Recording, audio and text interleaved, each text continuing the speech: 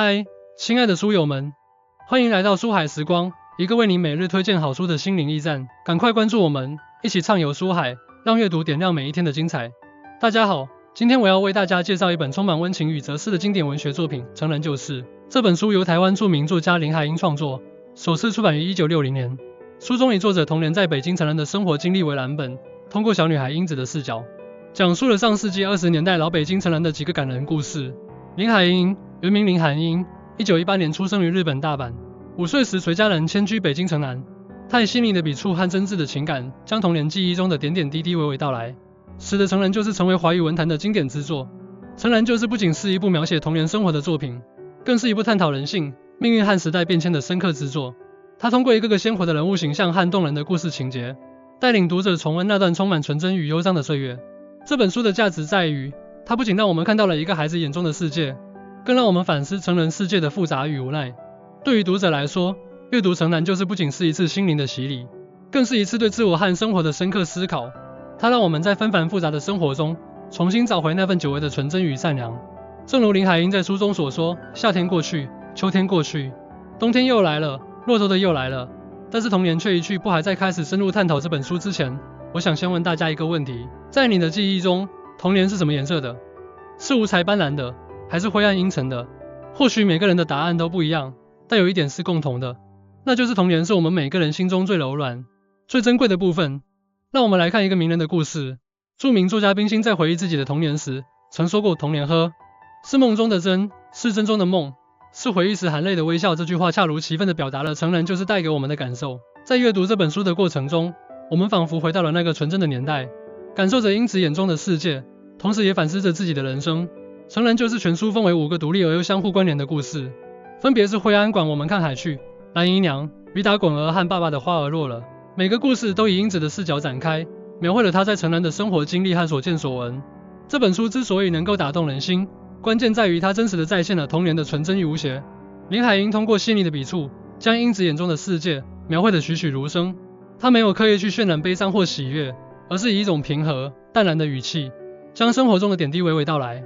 这种写作手法，使得读者在阅读过程中，能够自然而然地融入到故事中，感受到那份久违的纯真与感动。阅读成人就是我们可以学习到如何用孩子的眼光去看待世界，如何在纷繁复杂的生活中，保持一颗纯真的心。具体来说，我们可以通过以下几种方式，应用书中的理念：一、保持好奇心，像英子一样，对周围的世界保持好奇，不断探索和发现生活中的美好。2、珍惜当下，书中多次提到童年一去不还，这提醒我们要珍惜当下的每一刻，不要等到失去后才后悔莫及。3、理解与包容，英子在面对不同的人和事时，总是抱着理解和包容的态度，这使得她能够看到别人看不到的美好。在惠安馆中，英子与秀珍的友谊令人动容。秀珍因为失去孩子而精神失常，但英子却能够理解她，并给予她温暖和关怀。正如书中所写，我虽然小，但我懂得。秀珍是个好人，她只是太伤心了。这段话不仅展现了英子的善良与纯真，也让我们看到了人与人之间那份真挚的情感。2、核心理念：纯真与善良的力量。成人就是的核心理念是纯真与善良的力量。在书中，英子用她的纯真和善良感染着身边的每一个人，也让我们看到了人性中最美好的一面。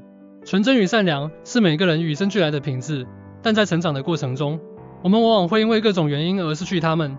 林海音通过英子的故事，提醒我们不要忘记这些美好的品质。正如书中所说，人长大了，事事就都灰暗了。培养同理心，像英子一样，学会站在别人的角度思考问题，理解他人的感受和处境。2、传递正能量，用善良和温暖去对待身边的人和事，传递积极向上的力量。3、自我反思，在生活中时常反思自己的行为和态度，保持一颗纯真的心。在我们看海剧中，英子与一个小偷的对话令人深思。小偷因为生活所迫而走上歧途，但英子却能够看到他内心的善良和无奈。他对他说：“你分得清海跟天吗？”这句话不仅展现了英子的纯真，也让我们看到了他对生活的独特理解。3、时代变迁和老北京的市井生活。成人就是不仅是一部描写童年生活的作品，更是一部展现老北京城南市井生活的画卷。书中描绘了那个时代特有的风土人情和社会风貌，让我们看到了一个真实而鲜活的老北京。时代变迁是每个人都无法回避的现实。林海音通过英子的视角，将老北京城南的市井生活描绘得栩栩如生。她不仅记录了那个时代的社会风貌，也反映了人们的生活状态和精神世界。这种对时代的记录和反思，使得这本书具有了更深层次的意义。一了解历史，通过阅读这本书，我们可以更好地了解那个时代的历史背景和社会风貌，而感受文化。书中对老北京的风土人情和文化习俗的描写，让我们感受到了传统文化的魅力。3. 反思现实，在阅读过程中，我们可以反思当下的社会现状，思考如何更好地面对时代的变迁。在《蓝阴娘》中，林海音对老北京的风俗习惯进行了详细的描写，例如书中提到了送灶王爷、拜年等习俗，不仅让我们看到了老北京的传统文化，也让我们感受到了那个时代人们的生活状态。4. 命运与无奈，成人世界的复杂与无奈。成人就是虽然是一部描写童年生活的作品，但其中也不乏对成人世界复杂与无奈的描写。因此在成长过程中，逐渐看到了成人世界的种种问题，也让他对命运和人生有了更深刻的理解。命运是每个人都无法掌控的。林海音通过英子的故事，展现了成人世界的复杂与无奈。他没有给出任何答案，而是以一种开放的态度，让读者自己去思考和感悟。这种写作手法，使得这本书具有了更深层次的哲学意义。1. 接受现实，像英子一样，学会接受生活中的不完美，坦然面对命运的安排。2. 保持乐观，即使面对困境，也要保持乐观的态度，相信未来会更好。